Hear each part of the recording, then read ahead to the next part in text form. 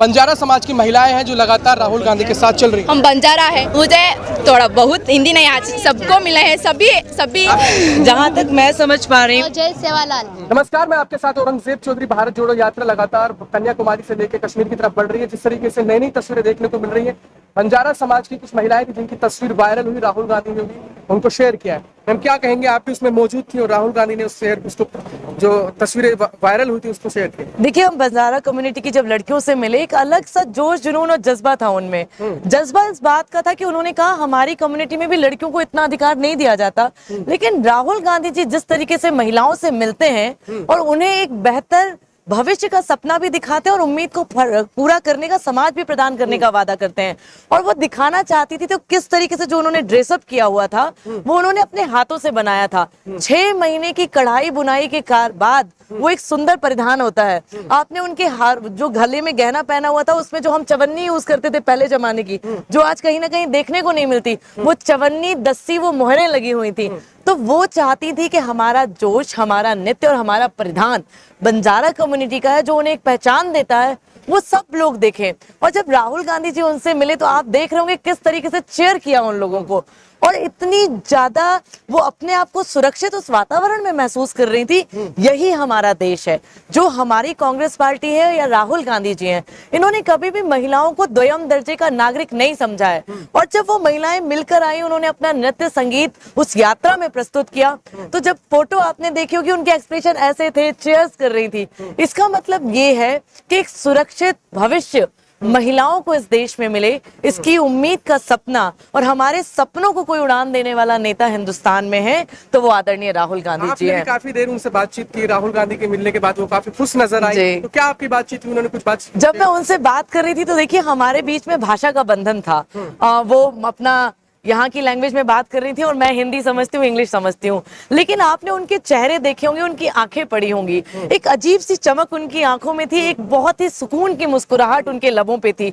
और यही हिंदुस्तान की कहानी है, यही भारत जोड़ने की कहानी है।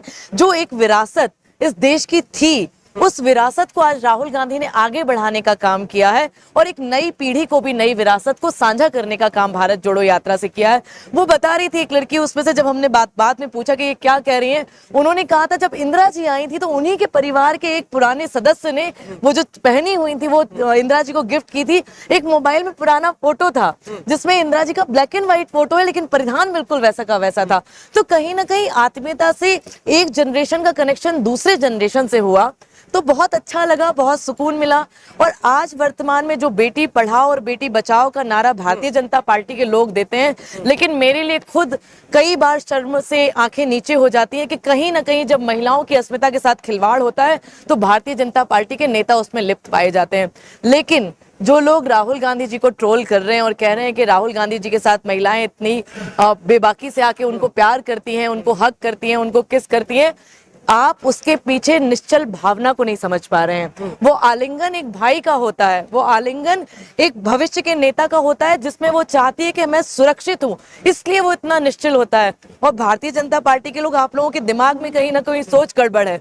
आपने इस देश में महिलाओं को हमेशा द्वितीय दर्जे का नागरिक समझा है। क्यों आप किसी महिला को आरएसएस का अध्यक्ष नहीं बनाते, ये प्रश्न हम करना चाहते हैं। और इस पूरी यात्रा में कन्याकुमारी से लेकर आगे कश्मीर तक हम जाने वाले हैं। हर एक एज ग्रुप की लड़कियां हैं, हम सबके महिलाएं होने के बावजूद हमारे परिवार निश्चिंत नींद से इसलिए सोते हैं क्योंकि हम कांग्रेस पार्टी के परिवार में इस यात्रा को कर रहे हैं, जहां हम सुरक्षित हैं, हमारी अस्मिता को कोई खतरा नहीं है।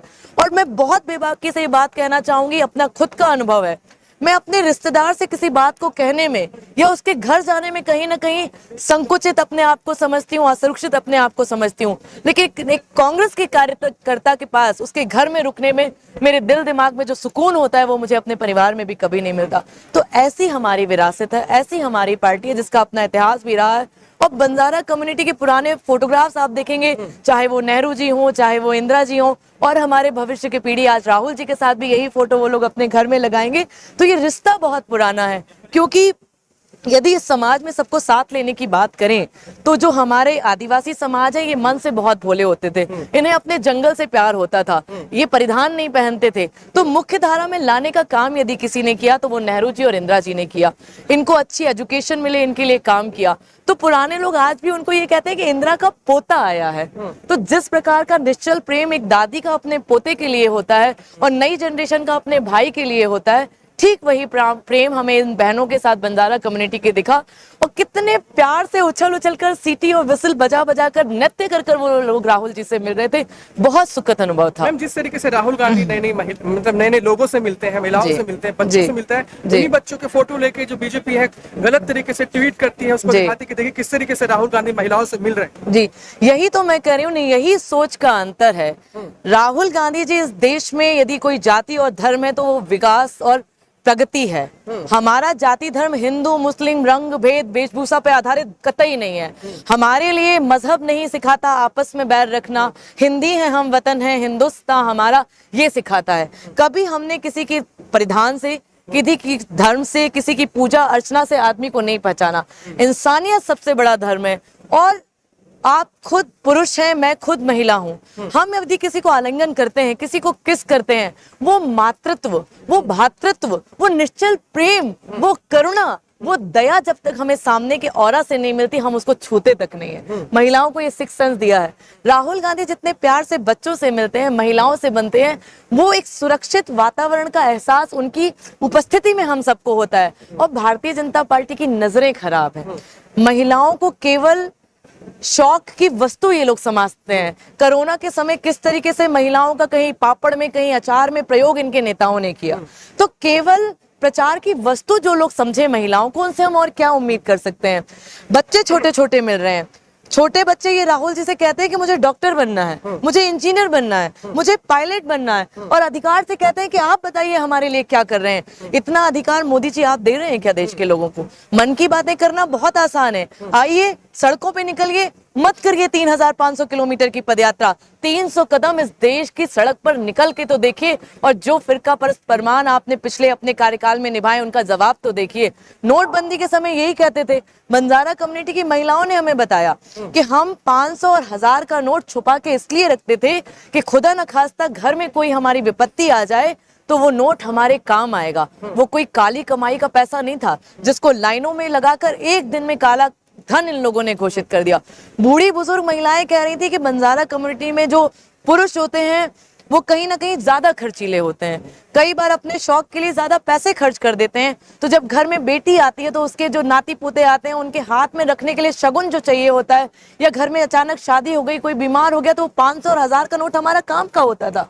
लेकिन भारतीय जनता पार्टी के तुगलकी फरमान ने और मोदी जी के आधी रात को तुगलकी फरमान ने एक दिन में उसको काला धन कर दिया। महंगाई का ये आलम है, सब प्रश्न करो, समाज के लिए उनकी कोई योजनाएं नहीं है। बच्चे पढ़ना चाहते हैं, जो आरक्षण उनके लिए दिया गया था नवोदय में विद्यालय में, वो लगातार खत्म कर दिया जा रहा है। तो कहीं ना कहीं कम्युनिटी की एक साझा विरासत थी जो वो राहुल गांधी जी के साथ बात करके रखना चाहते थे। उनके परिधान की एक विशेषता है कि वो हाथ से बनी हुई कढ़ाई थी, वो उसको भी प्रचलित करना चाहते हैं कि न केवल कर्नाटक तक बल्कि पूरे देश में नहीं, अंतरराष्ट्रीय ख्याति भी जो हमारी इस भारत जोड़ो यात्रा को मिल रही है वहां भी लोग इसको देखें और उसमें कहीं ना कहीं आजीविका का साधन भी उनका डेवलप हो। जैसे हमने बंजारा समाज से बातचीत की, उन महिलाओं से कुछ हमसे बात करते हुए भावुक हो गई, रोने लगी। तो क्या आपको लगता है कि जिस तरीके से राहुल गांधी गरीब बच्चे बूढ़े सभी छोटे लोगों से मतलब एकदम से आसानी से मिल लेते हैं, तो क्या असलियत में भारत जुड़ रहा है? देखिए, रोना, किसी के सामने आंखों से आंसू निकलना, बहुत बड़ी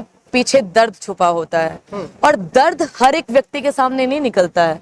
दर्द उस इंसान के सामने निकलता है जो निश्चल हो, जिससे उम्मीद हो, जिससे आशाएं हो, और जिससे ये विश्वास हो कि ये व्यक्ति सुन के हमारी समस्या का समाधान करेगा।